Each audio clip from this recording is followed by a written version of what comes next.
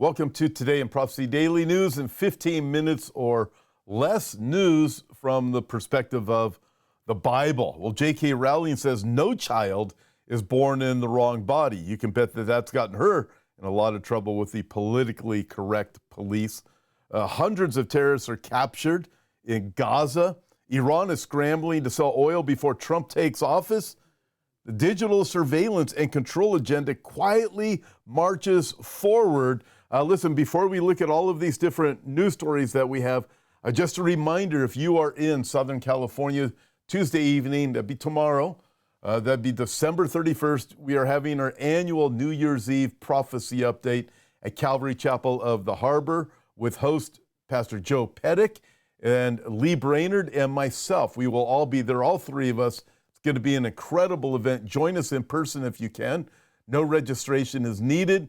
But we also will be, if you're somewhere else in the world, anywhere in the world, you have access to the internet. We will be live streaming the event. It's going to begin at 6 p.m. Pacific Standard Time, New Year's Eve. Going to be outstanding. We're going to look at 20 big events from 2024 that have profound implications for Bible prophecy, along with projections, what we are looking at coming into 2025. And what are some of the things that we need to be ready for? So it's going to be an absolutely terrific time, fantastic time. Again, 20 big events of 2024 and projecting what we need to be ready for 2025. Join us New Year's Eve if you can, 6 p.m. Pacific Standard Time. It will be live streamed if you can't be there in person in Huntington Beach. Also, don't forget the Prophecy Conference, Blazing Saddles, coming up at Pastor Kurt Reed's church in Las Vegas with Pastor Billy Crone, Pastor Brennan Holthouse, Don Perkins, myself, and Pastor Kurt Reed is going to be coming up January 17, 18, 19 in Las Vegas at Pastor Kurt Reed's church. Join us. We have all of the information on hopeforourtimes.com, also on the app. So join us. You need to register for that event. All right, let's get going. San Francisco house prices plunge amid widespread tech layoffs. Interesting to watch these things happening. The Golden City is losing its shine. Housing prices in San Francisco have plunged to pre-pandemic levels amid widespread layoffs in the tech sector. That's the San Francisco Gate reports. Despite still being one of the more expensive metropolitan areas in the U.S., prices for condominiums and co-ops in the city were down 14.7% from May of 2022 and now average $986,000 for a condo. I mean, okay, that the price is plunging. I'm looking at that going, I can't afford to move there. So, but I mean, I just find that, nevertheless, the story is it is dropping because of the tech layoffs. The tech layoffs are a big deal. Very interesting as we watch the advancement of AI and other things that are going on. Hey, I hope you were able to catch the update that we had. It was from a panel a few weeks back with John Haller, Scott Townsend, Britt Gillette, Patrick Wood, and myself. I was able to host it, but we were able to post that on Sunday night talking about tech. We have another one coming up in a couple of weeks. Be watching for that. But you look at the tech industry. Regardless, it's still like $1 million for a condo. That prices out about what? 99.9% of the entire population of the United States. But the prices are falling because what's happening in the tech industry, what's happening in all industry is much more of the big story than the actual cost of these things. J.K. Rowling says no child is born in the wrong body. Harry Potter author insists there are no trans kids, but only adults believing in an ideology which will wreak more harm than lobotomies. No kidding.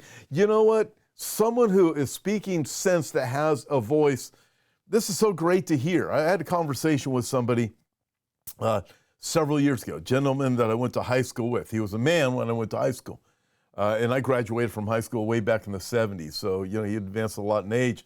So he wanted to meet me. We've been meeting for a while, and then one time he couldn't meet for about a month, and he says, hey, can we meet for lunch? I said, sure. I met him, and he had gone in for a sex change. He became a she. And he tried to get me to accept that this is normal, that he had been created in the wrong body. I'm 65 years old. This is a few years ago. It was probably just pre-COVID. So you figure about what, 5 years ago, 6 years ago. Thinking nobody's born in the wrong body. Listen, God created them male and female. And I like what she says, no trans kids, but only adults believing in an ideology, which is just ridiculous.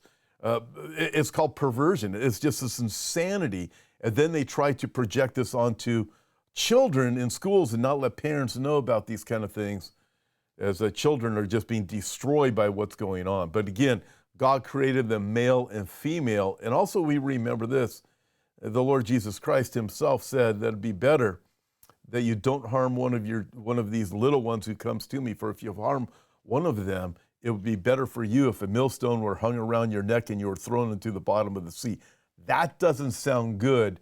That is a promise of judgment from God himself about the things that are done to children in the name of science, in the name of what is good for them.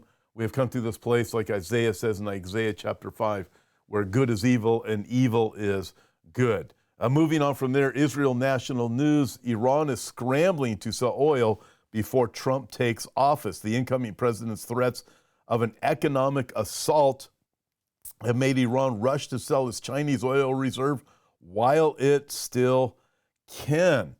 Iran International reports that Iran is trying to liquidate millions of barrels of oil stored in Chinese ports to prevent economic damage from anticipated sanctions under the incoming Trump administration. Sanctions have already significantly impacted Iran's ability to sell oil, as the USA has begun sanctioning a fleet of dark tankers that formed a significant link in the Iranian supply chain. These vessels would engage in various illegitimate practices, including falsifying documents, changing their own identification beacons, and exchanging cargoes on the high seas to conceal the Iranian origin of the oil. As we look at the dynamics with Trump getting ready to come into office, several different things are happening. There's still some people that are in Congress that are trying to stop Trump from actually being able to take office. So what it is, just a little over 20 days away from now. We come on, well, we're December 30 now. Was it 22 days away or something like that before we get to January 20th? Interesting, I'm expecting things to escalate a lot more. But we also see this with world leaders, and they're starting to already capitulate and say, hey, we want to meet with Trump. We better get our act together. Canada's saying, hey, we have a problem with our economy. We got a tariff issue when Trump becomes leader. So we see these different dynamics to the point where Trump even says that he wants Canada to become the 51st state of the United States. By the way, for all of you who watch us in Canada, I am really curious as to what you guys think about that. Personally, I think Trudeau is insane.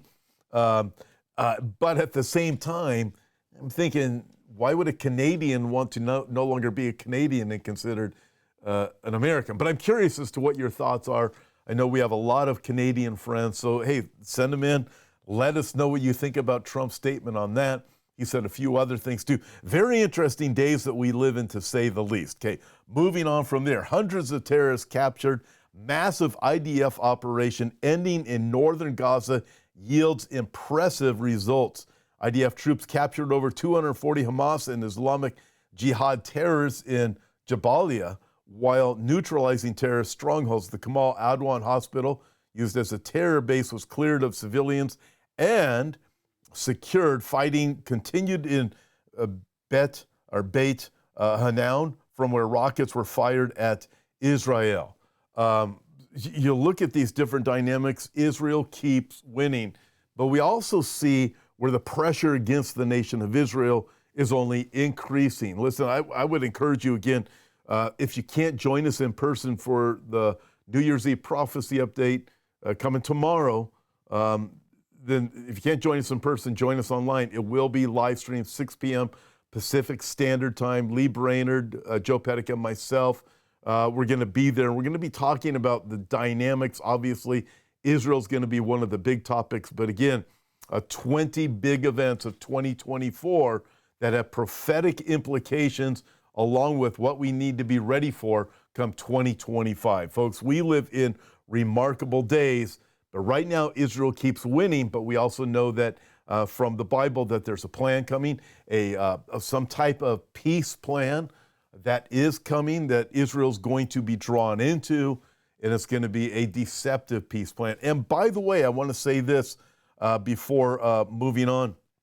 A lot of people are saying, hey, the Ezekiel 38, that whole thing is all over. It's done. You guys got prophecy wrong. No. In fact, Ezekiel 38, the prophetic implications have just gone into hyperspeed. And we're going to talk about that at the New Year's Eve prophecy update too. But it is remarkable.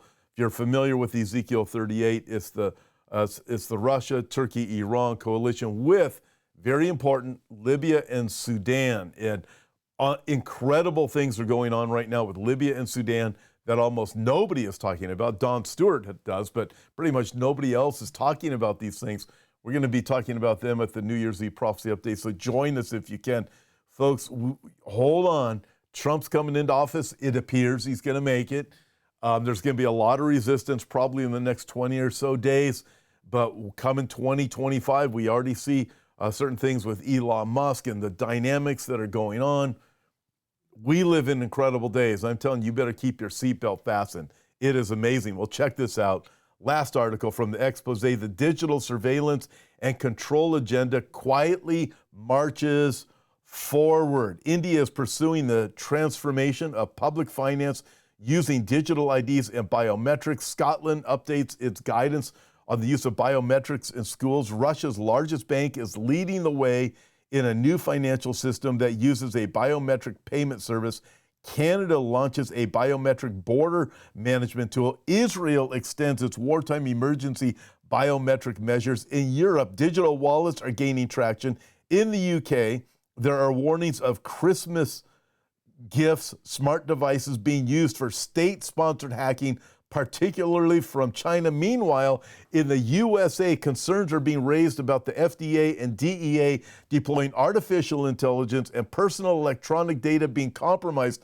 Also in the USA, mobile driver's licenses are expected to become mainstream next year. You look at this and go, wow, this is one of those things. We live in a very interesting world, the world that George Orwell wrote about, 1984. Man, we are living it, and it is coming about.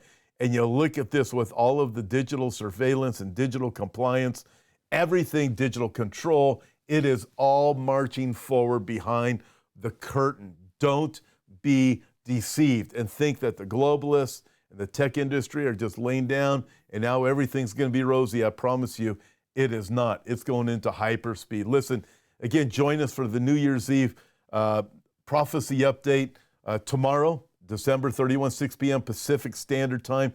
Also in Las Vegas, coming up, Pastor Kurt Reed's church. We have Pastor Billy Crone, Pastor Brandon Holdhouse, Don Perkins, Pastor Kurt Reed, and myself. We're all going to be speaking there January 17, 18, and 19. Join us in person.